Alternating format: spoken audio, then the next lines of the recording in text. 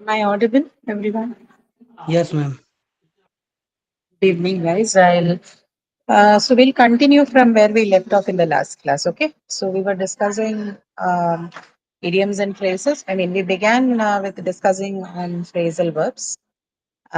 We discussed a few things about it, and we had started talking about idioms and phrases, right? So, and I think even that time we did discuss about a few things about what idioms and phrases mean, and how they are different from or what are some of the ways in which you can try and learn idioms and phrases, right? This discussion we had in the last class. But whatever you do, you need to understand that you can only make it a little easier for yourself by restricting your domains, right? So you don't try to master idioms and phrases all in one go, right?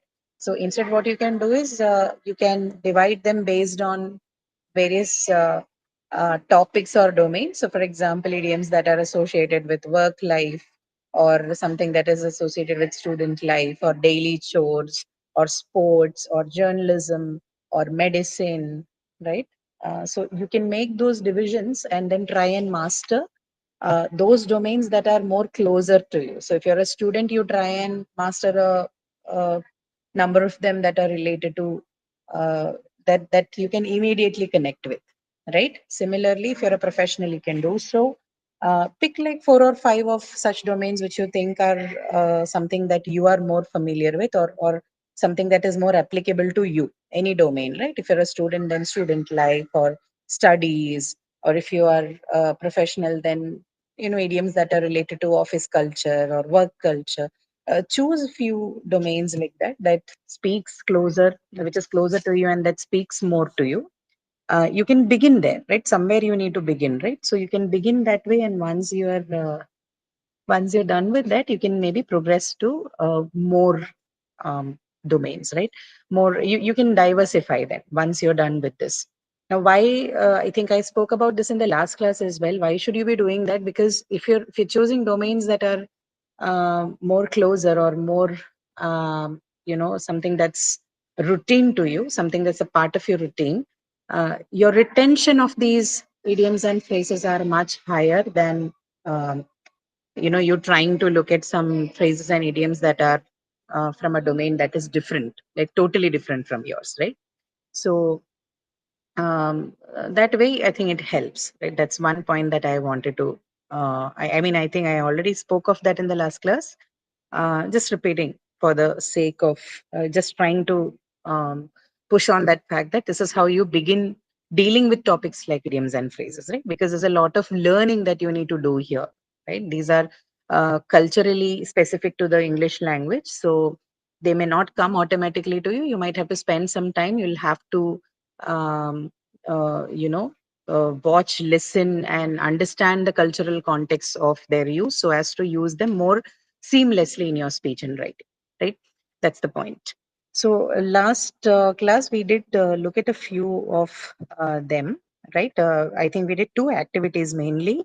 One was I trying to no, I think only one, right? This one is what we did last time. So we did looked at the um, try and guess the idiom based on the pictures that you had. So I this was part of what I told you about how to learn idioms and phrases, right? Remember, we spoke about visualizing, the fourth point here.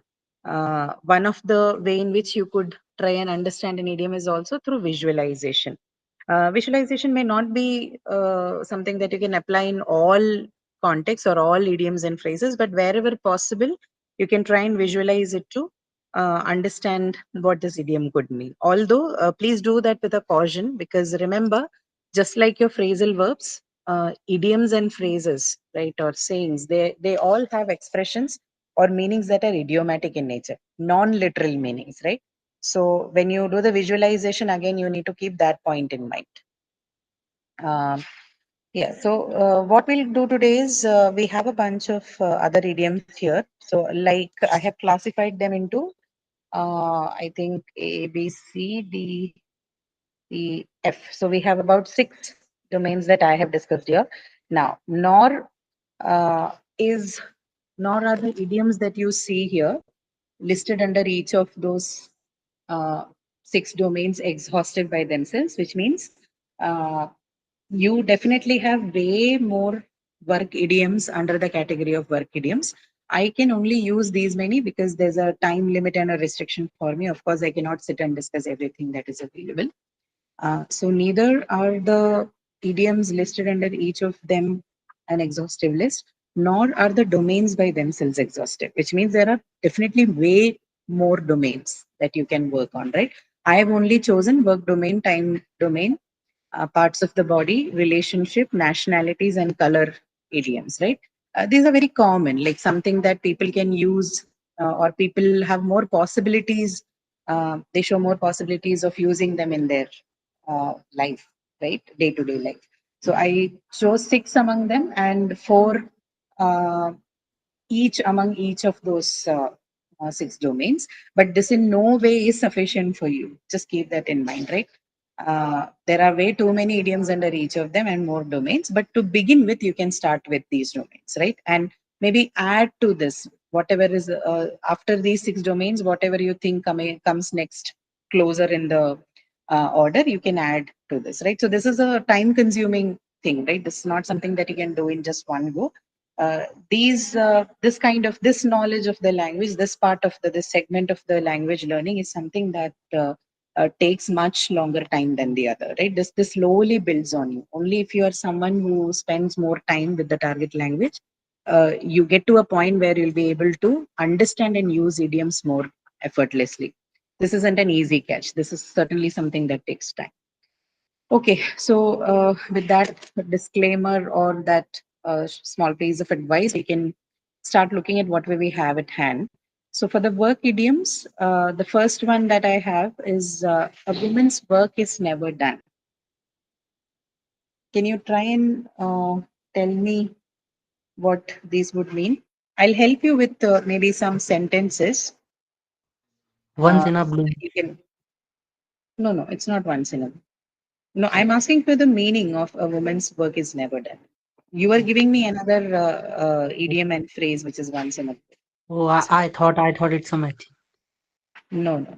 So, what do you think this idiom could mean? A woman's work is never done. Let me give you a sentence with that and try and see if you're able to, give me the meaning. Because I think in most of the questions that you have in the exam as well, it is not given non-contextually. There should be some sentence that is associated with it. Uh, Ma'am, I think it means like a woman have so much work over. yes. Yeah, Yeah. it's like a traditional work. She has household chores, child Uh-huh. care, and everything is there. No, madam. That's why Yeah. we Oh, may think that a woman's correct. work is never done, never ending, going on, going on. Ending. Okay, a woman's work is never done. Is there's nothing called times up for her, right? So once a set of job is done, you have another set to go on. And yeah, this is your Yes, right. This is a direct commentary on how this your Social. work continues. Your work continues even back at home, right? Although in the traditional sense, work at home is not counted as work, but this is sort of a commentary come idiom, right? It's an idiom that makes a commentary on the social situation. So yes, that's the meaning. I think you're right about it. So how about the next one? All in a day's work. Mm. I think doing so much work in a day, like overwork, doing overwork. Uh, A week's work in a day. a week's work in a day. Let me try and give you a sentence. I think uh, I'll, I'll- let me find a sentence for this.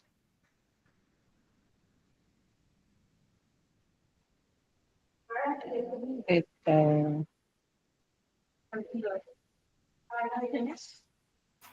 okay. So I think you can use a sentence like this. Um, After handling 3 emergencies before lunch, he simply shrugged and said it was all in a day's work.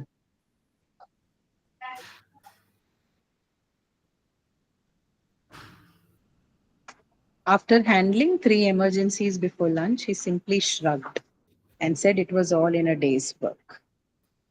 Like doing that work Hmm.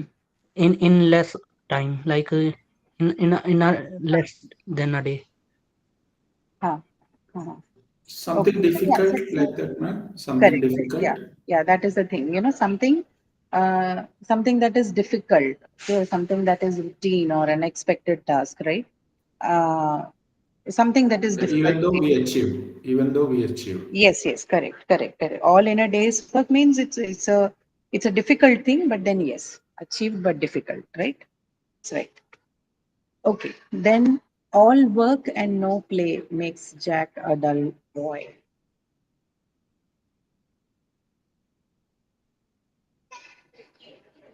Do you know uh, there's another version to this particular idiom? I think most of you would be familiar with that.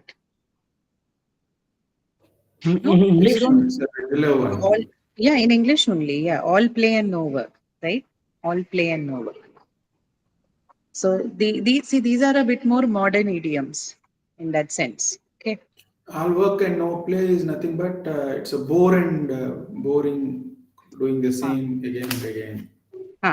So both of the earlier version of this idiom also suggests similar meaning, but it has slightly flipped it, right? So it basically saying if someone only works and has no relaxed and fun, they become not yeah, boring is one thing, but let's say less productive, right? That can make people less productive and less creative, right?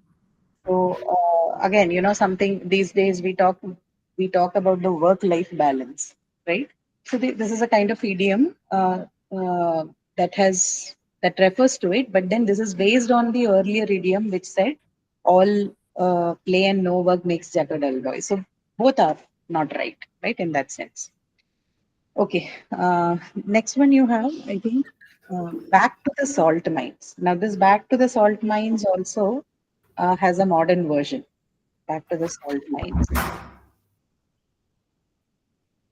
Back to the Mm, salt mines. Let me give you the modern version. Maybe then you will be able to guess the meaning of the other. returning to old way, like traditional way. Not returning to old way. Uh, have you heard the idiom or the phrase back to the desk? Return to work, It's like can we Ah, say? after a return, holiday we return to work. return to work. Yeah. So back to the salt mines is something that is from a different age, right? Maybe this is something that has come up during Yes, the yes. industrial age in England, right? So that is the salt mines reference. But in the modern English, I think we just replace the salt mines with desk. So back to the desk, which is returning to work. Yes, that's right. Okay, so look for these more work idioms. I've restricted them in number. I wish I could have added more, but then we need to discuss. I wanted to add more domains, so I have put only a few of them under each of them, right? So you can look up. Actually, there is a free, I forget the name of that website. Let me just quickly look it up. You can easily find it there online. It's called the freedictionary.com. Okay, you can find it. Let me leave that Okay, in the okay. chat. Just a moment. It's called the freedictionary.com. Dictionary.com. Okay. So this has several other versions, right? Basically it has a group of things that it also has synonyms and antonyms and all that. But you can go to its section on idioms and phrases. Okay. You could simply, write. Maybe I'll just leave the link for that here. I think. Oh, Ma'am, you posted on the chat, ma'am. no, I'm making some change to that. I'll post it in Okay. idioms dot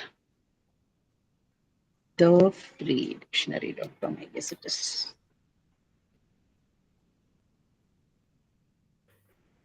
Mm,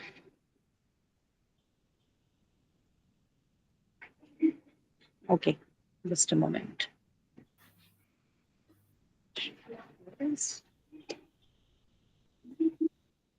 Idioms.dictionary.com. Yeah. So, Yeah, this one should be the, yeah, it's there in your chat. I think you can follow that link. So this one has a bunch of uh, idioms and phrases, very popularly used idioms and phrases in English language. So what you can do is you can take a look at that, right? But then do not forget the part that I told you. Learn them in domains, right? Don't try to learn them all once in a go. That is not going to work for you. So I think even on that website, it is divided based on the domains. So I think it is easier for you to understand and learn. Follow that particular link. I think it should be useful for a lot of you. You can take a look at that. So then next set of thing that we are going to look at is the time idioms, and time idioms are they're very important kind of idioms, because time is also something that people use both in the concrete sense and an abstract sense, right? People can talk about it in the synchronous way, that is in the moment, and you can also talk about it philosophically. People keep talking about this, so having some of these time idioms handy is very good. This is one domain which is going to show up very often in the speech of most of the people, right? No matter what fray of the life you belong to, this is going to be very useful.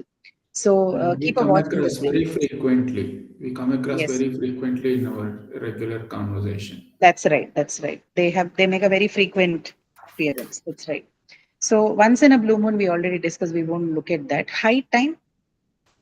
High time. High time means it's over. I mean that we can Uh, say that the wait I'm is so over busy. like I'm that. busy.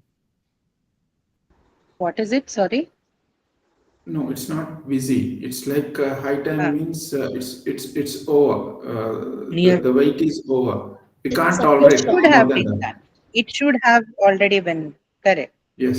Yeah, you're right. No, you're partially right, but high time, when you say that it's high time that something should have been done, you're basically saying that something should have already happened, right? Whatever that Yeah. something is, it is overdue. That is the point, right? Something should have already happened by now, but it's overdue. You've already crossed the maximum time Limit.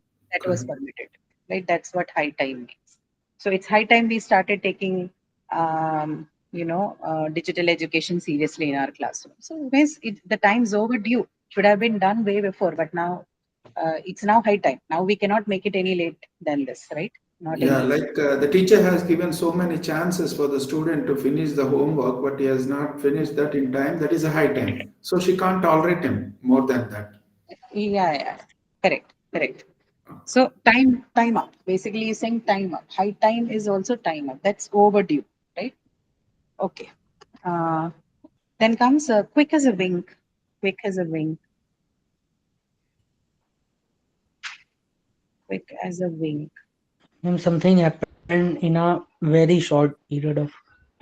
In a very short period of time. That's right. Very quickly, right? Almost instantly. When you have to say that something has happened almost instantly, then you say a wink of an eye. Another, I think, sorry, quick as a wink is one expression. You might have also heard another one that's a little more, I think, a modern expression. It's called blink of an eye.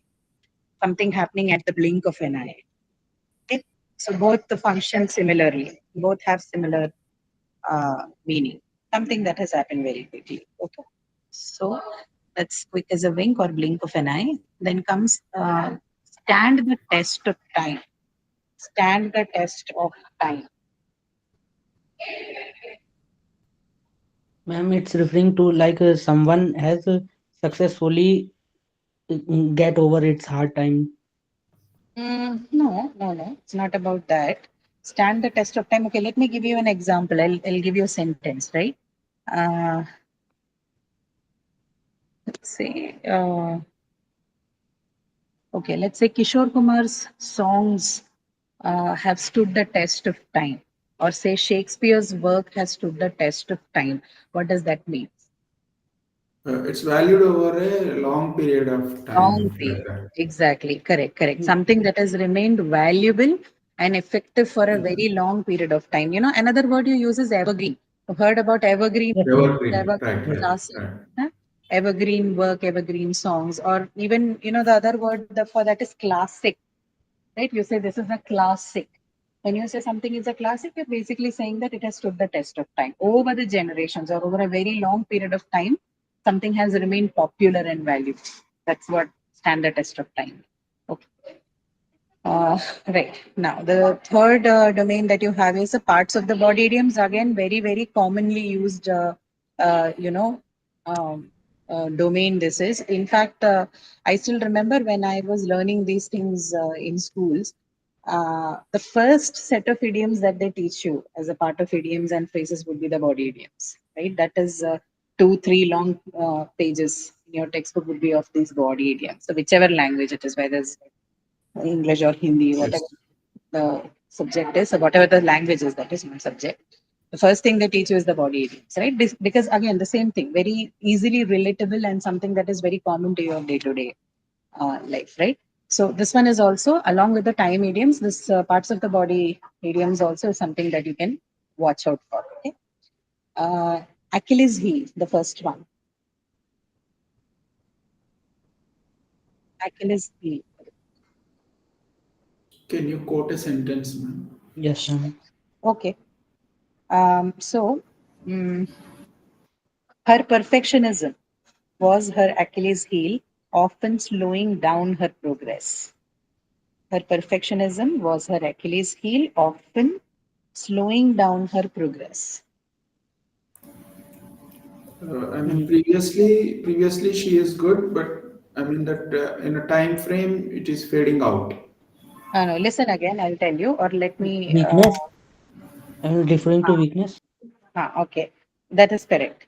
Okay, I'll give you one more example for people who haven't followed it. Uh, Even the most talented dancer has an Achilles heel that can hold them back if they are not careful.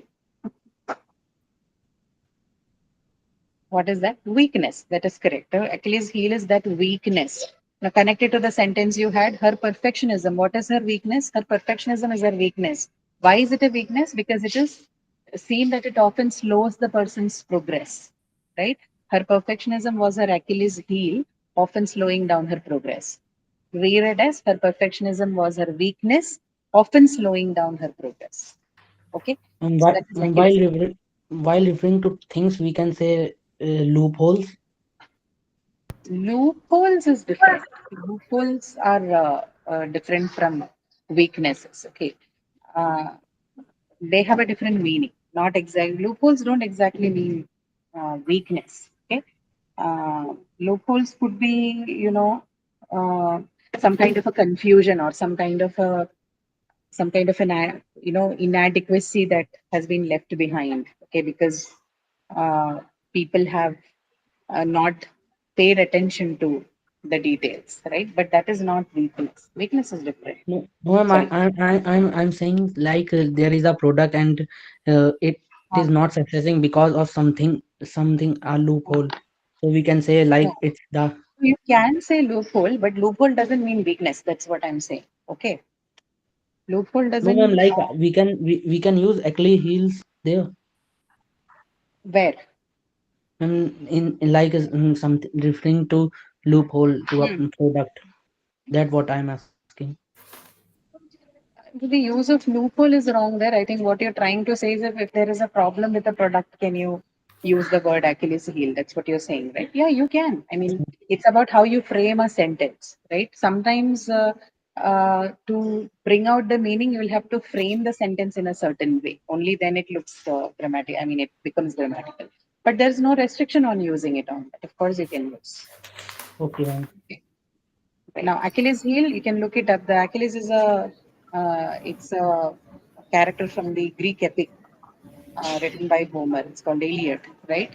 So Achilles heel, this is a direct reference. Achilles was a very powerful person, but his weakness was heel, right? And people could only harm him only if his heel was harmed, right? We have parallels to this in our epics also. So this is again from the Greek tragedy by Homer called Iliad. If you're interested, you can look it up. Okay. Then, so when you're learning idioms and phrases in English, you're going to get such references. Sometimes you'll get references from these world classics and uh, words. Then you can also You'll also see biblical references sometimes, right? That and all is possible. So you can watch out for that also. They would be a little more specific. You know, they might have some stories that you can connect with it. This Achilles has a story. If you're interested, you can look it up. Then second one is an eye for an eye. It's regularly a revenge, ma'am. A revenge type Revenge, of. revenge, right? So this is it's only part of that whole thing. This is very famously quoted by Otto von Bismarck. It is an eye for Yes. an eye and a limb for a limb. You know the rest of it, no? Makes the whole world blind and lame, right? That's what the entire thing is that. But then for the phrasal usage, for the idiomatic usage, you only restrict it up to an eye for an eye, which is enough for us to understand what an eye for an eye. It's a vengeful attitude, a vengeful eye. Then mother's knee, at your mother's knee. To we can say like a teacher, what we are learning to learn something as we are young. It, Can we it means use to this learn way? something. That is right. The meaning is almost right. It is in reference to learning something, but it is specifically learning something early on in your life. You know, you say at your When we are young, like when child like that. you're- correct. To learn something very early in life, right? That is what at your mother's knee means. So uh, anything, you know, you could say she learned singing at her mother's knee long before she could have a guru of her own. Okay, so something Yeah, as it is emerged, my mother is the first teacher. That's I think from that it No, has no, been no. emerged. This is what yeah. This probably has that kind of flavors, but then the meaning is early on. This is not directly associated with the mother or mother figure.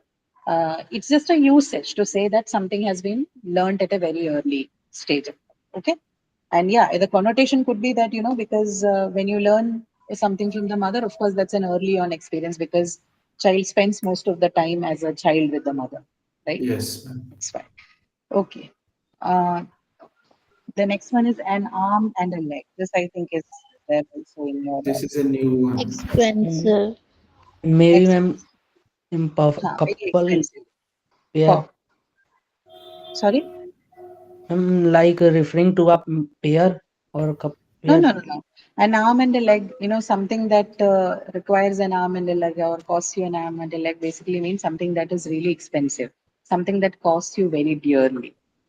Okay, so usage would be something like um, so see this doesn't have to be always used in the context of something It's a very rare one only, expensive. madam. It's a rare one. Yeah. So this has two usage, right? So it is some people use it to mean that something is very expensive, and some people also use this expression to refer to something that has cost them dearly. Now, that costing doesn't have to be in terms of money. It can also be in terms of someone's life or someone's time or someone's general peace of mind. Could be anything, right? But the more common usage is with respect to money, right? Something that is very expensive. That is what an arm and a leg means. A Something that is sentence like the repair that is looks ma'am simple. worthy. No. Listen carefully. That is not worthy. What did I say? I said something that is very expensive. If something is very Expensive. Yeah. expensive, then how can it not be worthy, right? So the repair looked simple, but the mechanic charged an arm and a leg for it. Okay, which means you were charged way more for something which ideally shouldn't have cost you much, right? So this is a way of saying that something has really pulled out some huge chunk of money out of your pocket, right? That's what an arm and a leg mean. Something Yeah, that to buy costs a you much Rolex watch. Yeah, to buy a Rolex watch, it requires our arm and leg like money. that. Yes, absolutely. Okay. Then next one is again relationship idioms, very common because of course, we all have one or the other forms and kinds of relationships. Again, this is a very close domain to a lot of people in their lives, right? So this is also something that helps, some kind of preparation in this area would also bring about some nice changes to your language. So first one you have here is bad blood. Bad blood. Enmity. Enmity. So if there's some kind of an enmity, or there's a fjord between some kind of fjord between two parties, some kind of hostility between two parties, then we call it a bad blood, right? Unfriendly feelings or feelings of resentment or feelings of hostility, right? That is what is called bad blood. So there was still bad blood between the two colleagues after their argument last year. Which means there's still ill feelings, still resentment, still hostility between two people. That's bad blood. Then next one is everybody and his cousins. Yeah, Everybody and it's a crowd, very large number like that. correct. When we used to Correct. say. Yeah, everybody and his cousins, right? Everybody and his cousin showed up at the festival, making it impossible to find a place to sit. So too much crowd, huge crowd. Okay. Fair weather friend. Fair weather friend. Friend जो कि मतलब अच्छे अच्छा ही नहीं काम आता है, बुराई किसमें भाग जाता है. Mm-hmm. Correct, correct. Fair weather friend means someone who's with you or someone who's around only during your pleasant times, only when you are doing well. Okay, the moment you have a bad phase in your life, they're nowhere to be seen. So anyone who's around you only when you have good times or only when you're in the pleasant pink of your life, that person's called a fair weather friend. Okay, so unsupportive, unreliable. Another meaning is someone who's unreliable. That is also fair weather. Okay. Then comes say uncle. Say uncle is again a little modern, very commonly used in American English. To Say give uncle. up. Can we have an example, ma'am? To give up. Okay, so example, after a minute of wrestling, he finally had to say uncle and accept that he had lost. To give up. Oh, to surrender, to give up. Correct. To surrender, Okay. right? To surrender or to give up. Okay. So you accept your defeat. Surrender, giving up. That's called say uncle.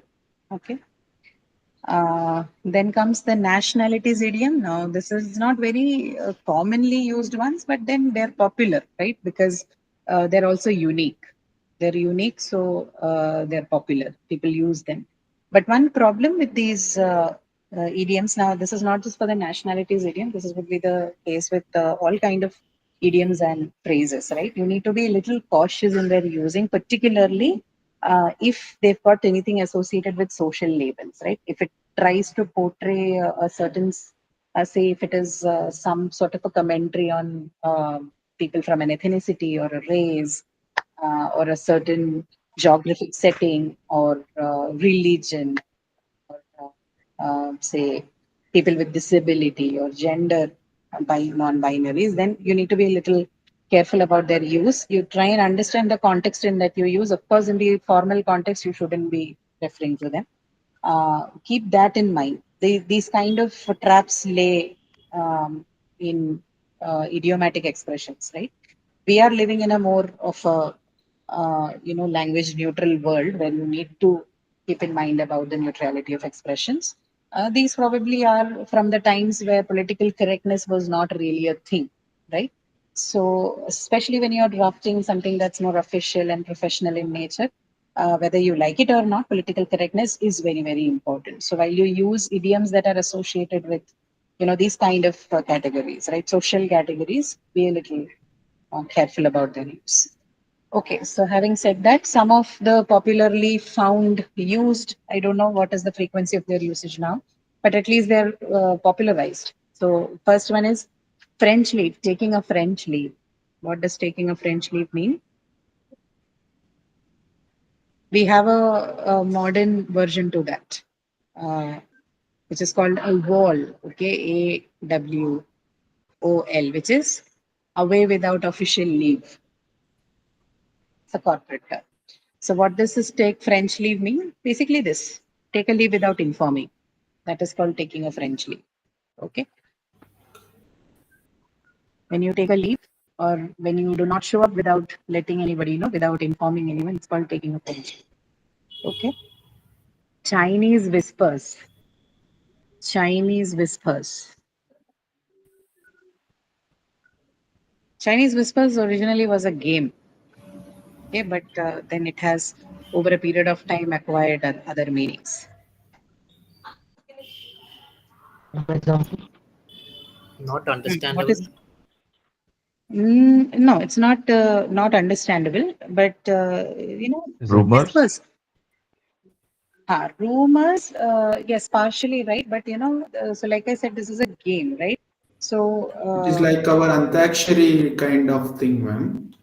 not Antakshari. This is basically where it's a situation where a message is passed on from one person to the other and gets extorted in the process of this passing around, right? So by the time it reaches the last person, the original message is entirely distorted. It's nothing what it was before, Okay, okay. right? Yeah, this is called mm, Chinese whisper. lost in communication. Correct. So the message here, it becomes exaggerated or it becomes entirely changed or distorted as it is passed from one person to the other, right? There's a game I think people do even today. It's it creates very humorous situations sometimes, right? So people begin with something, but at the end of the game, you ask the person to put together everything that all the other people have said. They have a very different story with what they began with, right? So Chinese whispers is also a negative expression. It's usually used with people when they say that to say that something is a speculation. When you cannot give evidences, you cannot provide evidence to what you are saying. People would be like, if you do not have evidence, then I'm going to count this as a Chinese whisper, which means baseless, right? Speculative or baseless or exaggerated. That's what it means. Okay. Uh, that is Chinese whispers. Then comes Mexican standoff. Mexican standoff. Like a stalemate situation. Yeah, it's a stalemate situation wherein. So what does stalemate mean? What do we mean by stalemate? Like either of the parties gonna win in that game. Hmm. Neither party is backing down. Yeah, correct. No, none of the parties. Which means both the parties are equally powerful and no one is backing down, right? So often, on issues of geopolitics or some kind of policies, several nations they can enter into a stalemate situation, deadlock, right? Wherein no one's backing down. Everyone wants to push for their part of the agenda, right? Uh, so that is what is Mexican standoff. You say the meeting turned into a Mexican standoff with neither team willing to compromise on their proposal, right? So no one's compromising. That's a stalemate situation. Then Indian file. This Indian is not Indian, our Indian thing. This is West Indies reference, not the Indian. It's not a reference to our India. Okay. What Maybe is Indian file? stereotypes. No, it's not about stereotype. Stereotyping in that sense, most of it could run into that trouble. But uh, this You reference mean is to to say these are the red Indians, no? American Indians? yes. Correct. That's what. But what does this mean, Indian file? This is basically to stand in a single line, one behind the other, like we used to stand for morning assemblies, right? That's called Indian Oh. file, right? To move or stand in a single line, one behind the other, like a narrow position. That is what Indian file means. So, well, anything you can put anything. The soldiers or the children or the party walked in Indian file along the narrow path through the forest. Basically, simply means a single line where one person or one entity is lined one behind the other. Right? Ordered. Yeah. Then the last one, Dutch treat. Dutch treat. Splitting equally. Dutch treat is the something kind of a treat that nobody in our country will like, at least. Okay.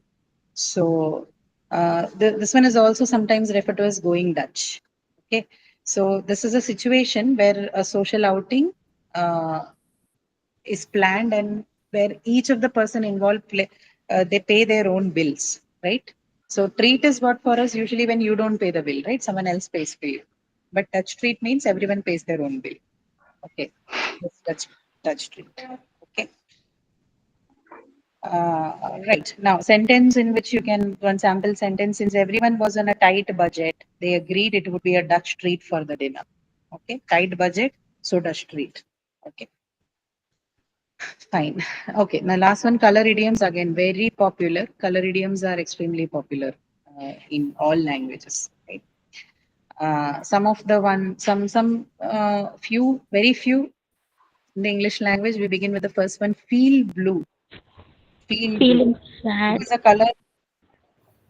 Feeling sad. Blue for no, no mistake of it is classified as a sad in English, representing often depression, sorrow, melancholy. Right? So feel blue means feel low, feel depressed, feel unhappy, feel sorrowed. So feel blue. Next one is green with envy. Go green with envy. Getting jealous. Yeah. So going green with, again, green for no mistake of it is associated with jealousy. Okay, jealousy or enviousness in the English language. So she was green with envy when she saw her colleague receiving the award she had hoped for. Jealousy, right? Red ink. Next one, red ink. Financial loss. Company has been drowning in. The company has been drowning in red ink ever since sales dropped last year. The company has been Loss. drowning in red ink ever Going since. into losses. Yeah, collecting losses or being in debt, right? When someone is in debt or someone is facing Going for financial deficits and losses, then you say that their accounts are written in red, right? So basically, this again has got a reference from when you. I don't know how many of you probably know. You're old enough to understand what balance sheets mean, right? An yes, accountant ma'am. often has something called a balance sheet. So usually negative balances were indicated using red ink in the accountant's balance sheet. So this idiom comes from that. It originates from that practice. Okay, so basically it means it's used to describe a situation where you need to indicate financial losses or a situation of being in debt, right? That's a red ink. Then this one should be easier for you. Whiter than white. Pure. Transparent. No, transparency, but it's a little more exaggerated than just transparency. Absolutely pure. Okay. Pure, completely pure, or another word for transparency, which I think you can use better than transparency, would be being honest, right? Extremely honest. Somebody is whiter than white means extremely honest, extremely pure, perfect, morally perfect. Someone who's morally perfect, has no stainless, flawless. That is what whiter than white means. Huh? Yeah, one more idiom which we come across in this colors is like regularly we listen like black and blue. That's also comes under this category. Yeah, black and blue, I think usually used in the Beaten, context of, beaten by. yeah, black and blue usually refers to a situation where someone is covered in bruises. Right? Yes, Someone yes. is physically or emotionally severely hurt. When you're hurt severely, that's what's called black and blue. It's Yeah, also color idiom. correct. That's also color idiom. That's right. A lot many color idioms like that. I think some of them, black and blue is one. Then you can say something like white lie, right? All this is white lie. What does it mean? White lie means harmless lie. Okay, it's a lie, but it's a small lie, a harmless lie. Raise a white flag. What does it mean? When you raise a white flag, what does it mean? Peace. Yeah, Peace. either peace or, but more importantly, in English, the meaning is not peace. That is symbolic. Surrender. Raising a white flag means surrendering, right? If you're raising a white flag, it's mostly surrendering. White elephant. This is also very common if you read newspapers, if you listen to news. White elephant. Very expensive but not useful. Yes. Something that is costly and useless. Very often, when you have to refer to corruption, you use the word white elephant, right? The government has ended up White saying elephant that it's an and black organization sheep. too Black much sheep knowledge, also a something that is regular too one. much. Black sheep, yes, that's also a regular one. Then red tape. Red tape is also a political term. What does red tape mean? Excessive bureaucracy. If there is too much bureaucracy involved, then you say red tape. Too much red tape. Paint the town red to go out and celebrate wildly, right? Celebrations. PSP. Yes, that is good. Then, yeah, too many actually of that sorts.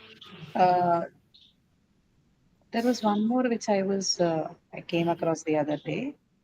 Uh, of course, golden opportunity and all that everybody knows.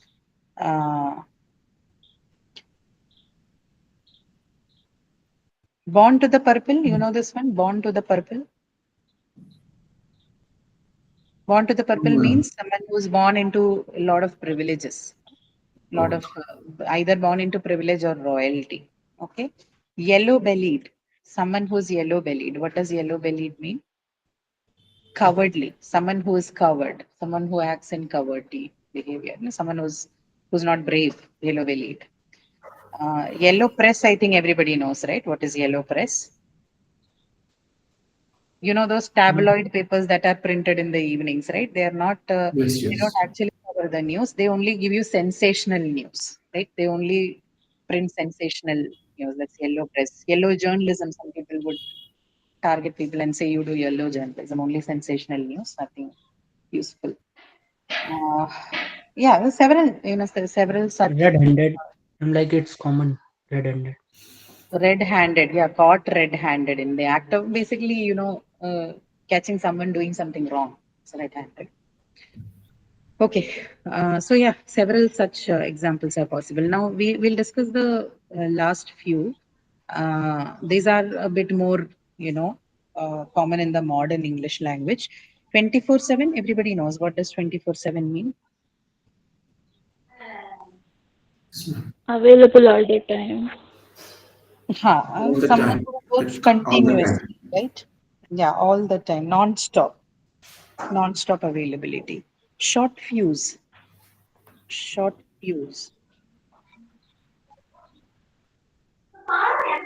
Quick temper, someone who gets angry, loses patience very quickly, someone who has a short temper, that's a short fuse. So another word is short temper. You also call that short fuse. Someone is a short fuse. So he has a short fuse.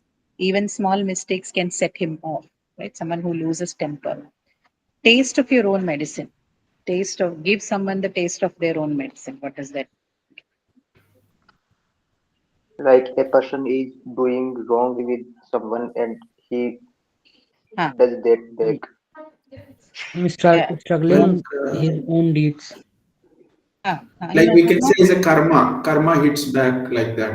Yeah, correct. A taste of their own medicine, yes, almost close to the meaning of karma. So, you to be treated the We same do hits unpleasant way. back. So this is basically about, getting back the treatment, the unpleasant treatment that you have meted out to somebody, right?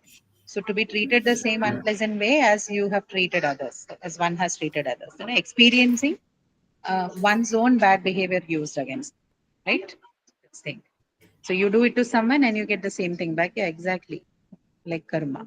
Now, by the skin of your teeth, what does by the skin of your teeth? Let me give you an example. She caught the last train by the skin of her teeth, running onto the platform just as the doors closed. Last moment. I'm doing in the last moment. Yes, ma'am. Yeah, last moment or caught the last train by the skin of her teeth is you barely caught something, right? By the smallest margin. By chance. By chance or by the smallest margin. When you achieve something with the smallest of the margin, barely achieve something, you say that you I'm, got I'm, by the I'm skin of referring to possibility or something. Least Guys, possibility. just a second.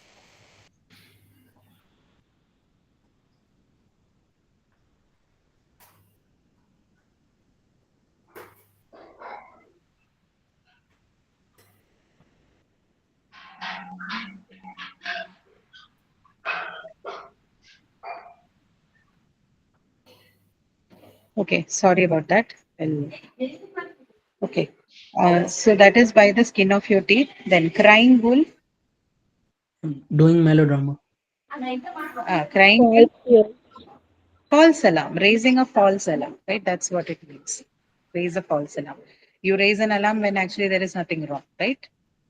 So to raise a false, but more importantly, to raise a false alarm repeatedly, so that when something is truly wrong, people no longer believe you, right?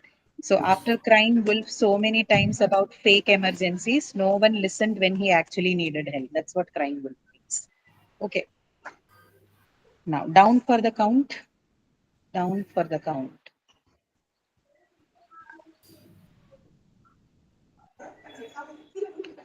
Sentence, just listen to the sentence. After working all night on her report, she was completely down for the count by morning. Waiting for the result. No. After working all night on her report, she was completely down for the count by morning. So if you work all night, what happens to you next morning? थक थक जाएंगे और Exhausted. Exactly. Exhausted. Yes, ma'am, exhausted. Exhausted, right? You become exhausted. You're then in no state to, you're not in a state to continue doing anything, right? You're extremely tired or overwhelmed. You can't keep going. That's what is called down for the count. Now, draw the line. Draw the line. This is easy. If we draw a line, we are building our own the limit. boundary, Correct. refusing Boundary. nothing but. Correct. Yeah. Set a boundary or set a limit on what you are willing to do or accept. Refuse to go beyond that particular point, right? A certain point. Yes. That is draw a line. So she didn't mind helping with the project, but she drew the line at doing everyone else's work for them. Okay? To some extent. Then, yeah. Cut someone some slack. Cut Ma'am. someone some slack. I'm giving time. Giving time or being a little less critical of someone, right? So you give them some extra time or you understand them, give them some kind of leniency, right? Basically, put together, you be a little less critical about someone. That's called cutting someone some slack, right? So a sentence, she was new to the team, so her manager decided to cut her some slack while she learned the ropes. Okay.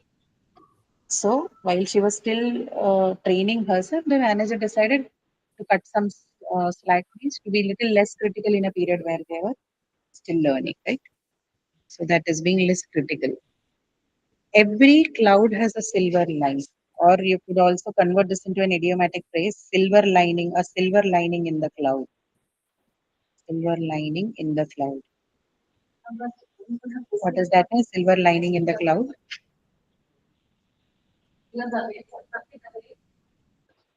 A good time in a person's life. Correct. Okay, so this is basically what this is an expression of positivity, right? So a positive element or a hopeful aspect that you can look forward to in tough times. That's called a silver lining. Okay, you sometimes say a silver lining in the cloud. Sometimes you simply say a silver lining. Sometimes it's the whole sentence, every cloud has a silver lining. You'll find these three different ways in which it is used in the English language. But whatever the form and of the use is, meaning is to see something positive, to see the positive or to see the hopeful part amidst the other difficult and unpleasant situation, right? So, sentence, losing the job was hard, but the silver lining in the cloud was that she finally had time to work on her research project. Okay. Then comes next one, get something off your chest. This is, I think, easy. We have very Relieve the burden. To language. relieve Yeah. the burden. Getting off. Relieve the burden. Getting off the burden. Yeah, getting off the burden. Okay. Next one is easier said than done. Yeah, Easier bonus. said than done. Easy to say than doing the work. Easy, then do the work. Something that looks easy, but it's difficult to Reference do. to something that is difficult, right? Something that sounds simple in theory but is actually difficult to do in practice, right? So something like quitting smoking or quitting alcohol is easier said than done, even if you know it's good for your health. Okay, so that is easier said than done. Then give it a whirl. Give it a whirl. Give it a To whirl. try. Some of the Giving a try. trying something, right? Giving Yeah. something, attempting to do something or trying something out for the first time, right? Without worrying too much about what the consequence would be, what the outcome. Right? So that is give it a whirl. Then finding needle in the haystack. Finding needle in the haystack. Finding a Rare very small reasons in a person or in a thing. Waste of time. No, not waste of yes, time. ma'am. Not waste of time. Finding a very small thing. Finding flaws. Finding flaws. Yes, ma'am. Very little clause. Finding no. Okay. A little bit closer to it, but the actual meaning is find something trying to find something that is very difficult to find, right? Or something that is nearly impossible to locate, among many other things. What is this? I told you to visualize, right? Needle in a haystack. You know what a haystack is, right? Right? What is a haystack? People who have cattle at home should know what haystack is. Anybody who has maybe a pet animal, a pet in the sense, so it could be pet as it could also be a livestock, right? People who still manage all that. Pile of hay, right? Hay. That is haystack. We have those things in front of our homes. I mean, usually in the earlier times we used to, but now we don't, right? We used to put these dried grass. Remember, you have a pile of them in front of your home, either for your livestock or for other purposes. That's a haystack. So if a needle gets lost in that haystack, is it easy to find? No. Right? So that is where this has originated from. Finding a needle. It's like finding needle in a haystack, which means it's trying to find something very difficult or nearly impossible to locate among many other things. Right? So example sentence: with thousands of files to go through, finding the right document felt like looking for a needle in a haystack. Okay. So refers to impossibility of getting something done, a difficulty of getting something done. In the nick of time. In the nick of time. In a very short period of time. In the nick of time, in a short period of time. Okay, let me give you the sentence. I think that should help. Within the last moment. Correct. She submitted her assignment in the nick of time, just before the deadline closed. Just in time, right? Just in time. Too late, just in time, right? Before things were getting close. So 11:59 is your submission time, and you submitted exactly at 11:59, right? Just in time, last possible moment. That's what nick of time is. Lost your marbles. Again, a very commonly expression. Lost your marbles. Have you lost your marbles? Losing pieces. Huh? Pieces being losing. No. Referring to being Uncontrolled.